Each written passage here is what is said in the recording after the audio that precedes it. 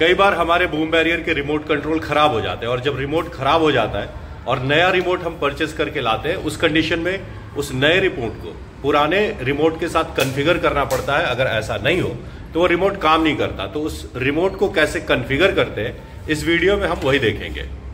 और ये बताने के लिए हमारे साथ हैं हमारे नरेश भाई।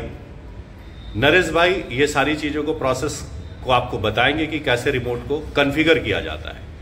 नरेश भाई दिखाओ, ये पुराना रिमोट, ये हमारा पुराना रिमोट है जो काम ही नहीं कर रहा है। इसके जो ये बटन है, कभी दबते हैं कभी नहीं दबते, ये कभी दब जाता है तो ये काम नहीं कर रहा है।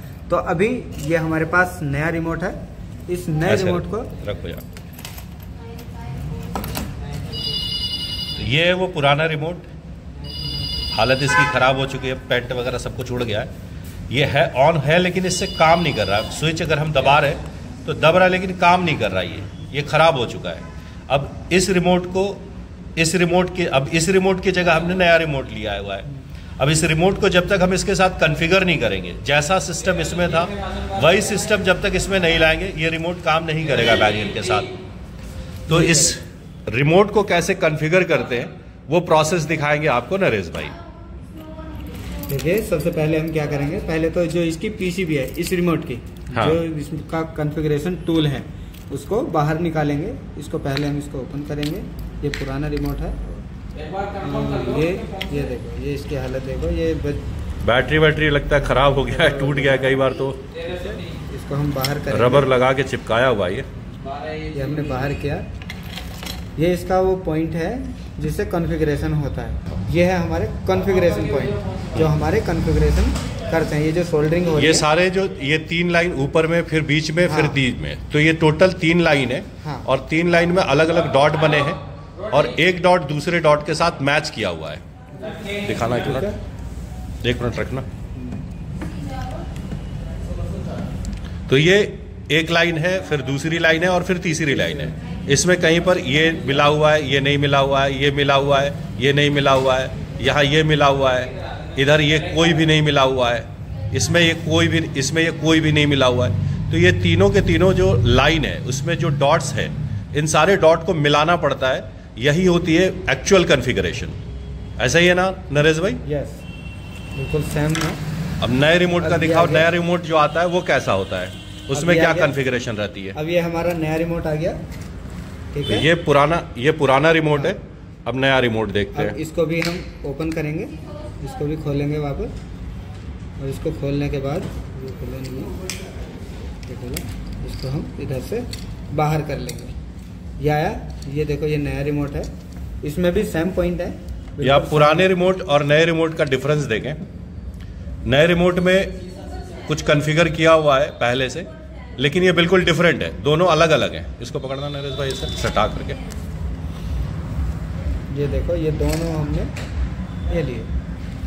अब ये दोनों, ये नया वाला है, ये पुराना वाला है। ये बैंड से आप समझ सकते हैं पुराना है, कलर भी इसका फेड किया हुआ है। अब इसमें जो कॉन्फ़िगरेशन है वो डिफरेंट है और इसका कॉन्फ़िगरेशन जो वो डिफरेंट है। तो जैसा कॉन्फ़िगरेशन इसमें है, ये तीनों डॉट जिस तरह से मिलाए गए हैं, सेम इसमें जो चीज़ है वही सेम चीज़ इसमें होगी। तो ये रिमोट जिस बैरियर में काम करता था, ये नया वाला रिमोट भी उसी बैरियर में उस तरह से काम करने लगेगा। यस, ठीक है, ये हुआ। अब हम इसकी कॉन्फ़िगरेशन इसी के अकॉर्डिंग करेंगे। अब ये कॉन्फ़िगरेशन करने के लिए हमें चाहिए होता है ये सोल्डिंग आयरन, और उसके साथ चाहिए होता है ये रांगा का वायर है। ये हमने इसी में लगाया हुआ है डोरी में, साथ में इमरजेंसी के लिए, कहीं खो ना जाए। तो ये रांगा वायर है, और साथ में ये सोल्डिंग है, ठीक है। अब हम करते हैं इसकी सोल्डरिंग, ठीक है। अब इसमें देखो, फर्स्ट पॉइंट बिल्कुल ब्लैंक है, सेकंड पॉइंट में दो डॉट्स जो हैं, ये 2 डॉट्स, ये दोनों मिले हुए हैं। तो इन दोनों को, और तीसरा पॉइंट बिल्कुल खाली है। तो पहले तो हम तीसरे को इससे हटा लेंगे, ये तीनों अलग अलग हो जाएंगे।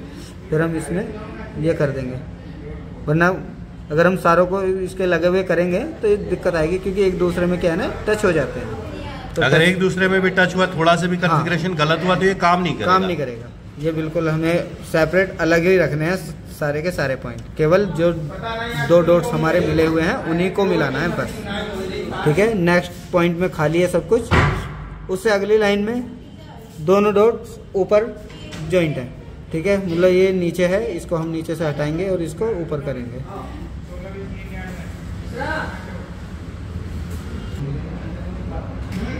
ब्लैंक है, 1 2 3, ये वाला पॉइंट ऊपर है, देख रहे हो, हल्के से उसमें ही दूसरे इसमें टच हो जाता है, लेकिन हमें ऐसे नहीं रखना है, बिल्कुल पॉइंट टू पॉइंट हमें मिलाना है।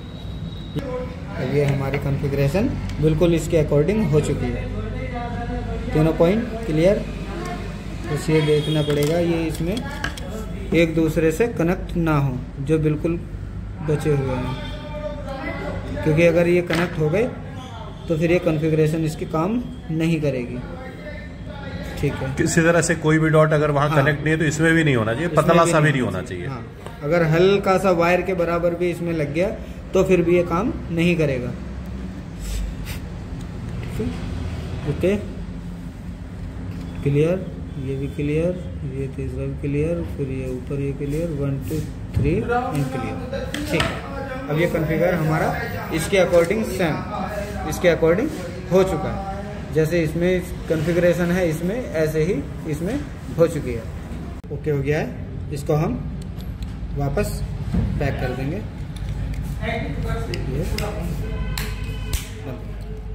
ये आपका रिमोट रेडी हो गया, कॉन्फ़िगर होगा, ठीक है। अब जाके इसको बैरियर पे हम टेस्ट कर सकते हैं, जिसे ये ओपन, फिर क्या करेंगे, पावर ऑन करेंगे, फिर हम चेक कर सकते हैं।